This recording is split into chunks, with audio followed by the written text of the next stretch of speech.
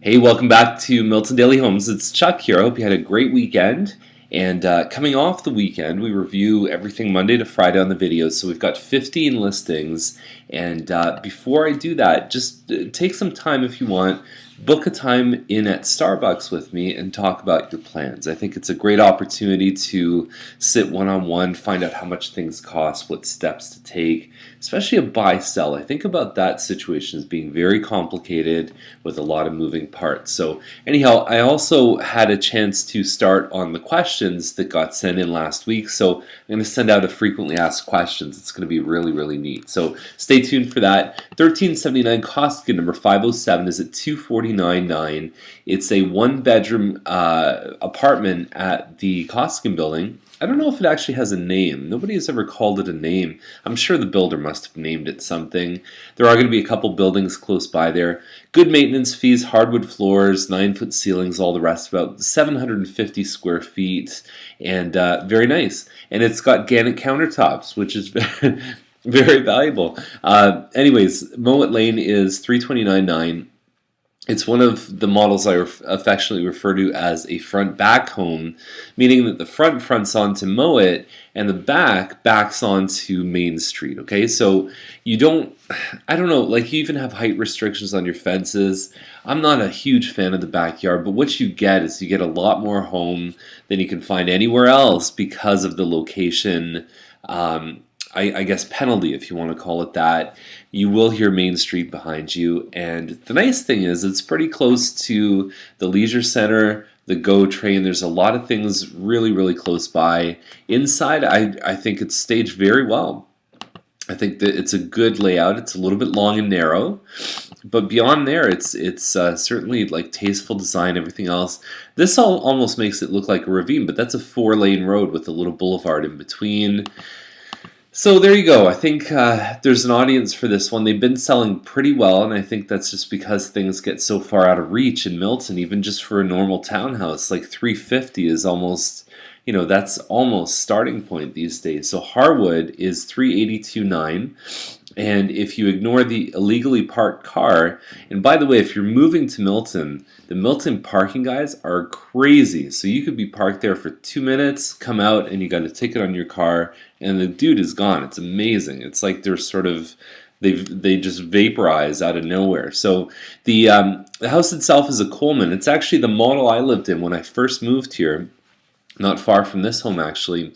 And it's got a great floor plan. There's a little dining room in the front and a nice open concept kitchen and family room. One of my favorite models actually. The master's huge. You've got 2 full bathrooms upstairs and there's a finished basement. I remember when this one sold a couple years ago. It was a very, very nice listing, and it's got about 10 feet extra in the back. Okay, so it's about a 90-foot lot. You've got a bathroom with a shower downstairs, and this one looks good. I think there's a lot of legs on this listing here. Savaline is at 409, and it's I believe it's the 1,600 square foot home. Not a lot of upgrades. They do have nice appliances in here, but they've got the gas fireplace. To me, it's impressive. I think the price is good. I sold a home a few hundred square feet smaller than this, with a little bit more upgrading, but it was close to 420. So at 409, this probably isn't going to last very long. So definitely jump on this one. And if you don't like hardwood on the main floor, it's about $5 a square foot to buy the hardwood, maybe $1.50 to install it. So you figure on the main floor, if you said, man, maybe there's 600 square feet of hardwood to put in, what's that? Maybe $4,000. So keep that in mind. One of the easiest things to change. So Lauren Scott's, I've never seen a flattering set of photos taken at night. I think daytime is the best time to take your photos.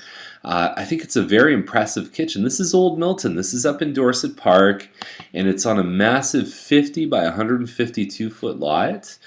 And I'm not sure if this is in the kitchen or if this is kind of the dining room that they continued the tile along. Yeah, I think that's what they did, is they actually did this in the dining room, then the living room just over here. Either way, I like it. I think it looks great, and it's not easy to find those big kitchens in this neighborhood. So there you go.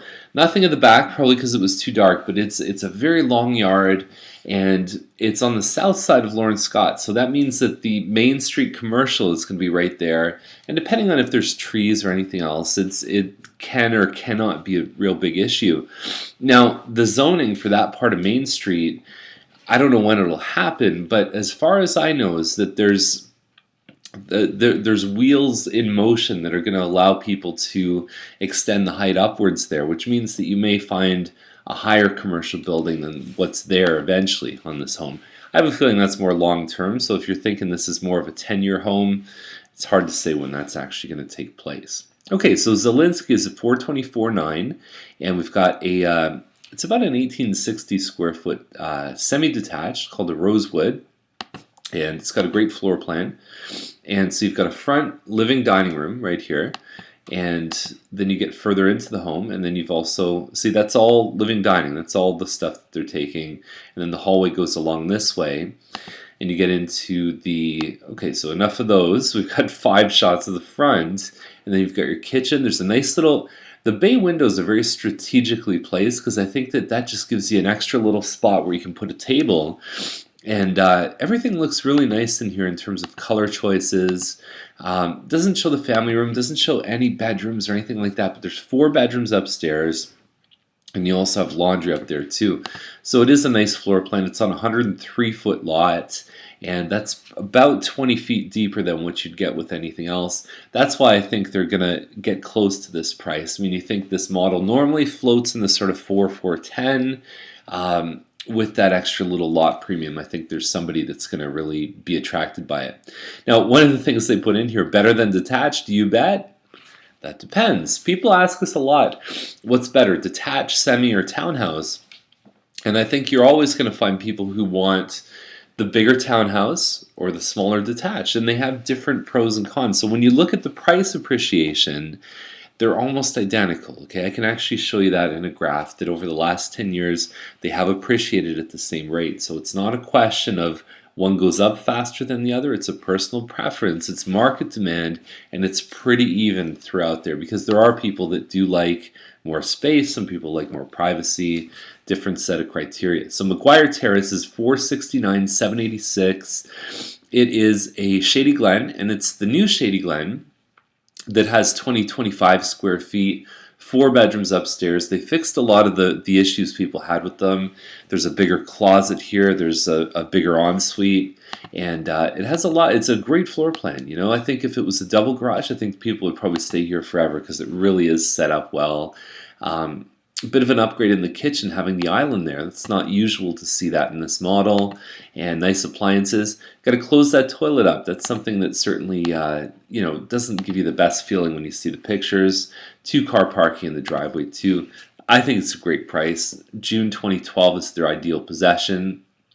Rainer Court is at 484. And so you also have 2-car parking here. It looks like there's a major storm happening on this one. Thistle Bay, another great model that Mattamy put out with a single garage. And I've had clients that have actually said with this one that I would stay here forever if it had the double. It's a great floor plan. So there's your front room, wainscoting, commonly used as an office. And you can see there's a little chair there. Very nice setup. You also have a dining room. You have a family room. And the very large kitchen here too. So California shutters, nice light colors here, and just very well set up. So I'm a big fan of this one. Rainer Court, it's in a good spot.